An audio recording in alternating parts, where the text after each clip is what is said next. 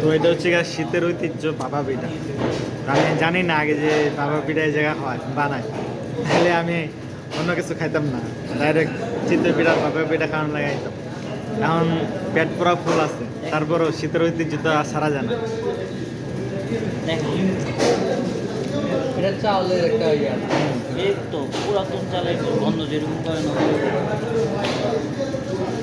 তো এটাতে গুড় আর এই নারকেলগুলো ছোটো ছোটো, বাংলাদেশের নারকেলগুলা কি জানি একটু বড় থাকে, কি জানি কই এটার নাম, কুরাইয়া কুরাইয়া।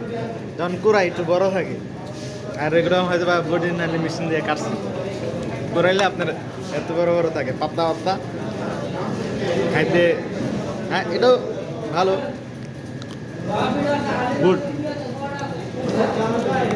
আরেকটা অর্ডার দিই আপনার পারলেন না। আমি একটা এরকম লাগতো।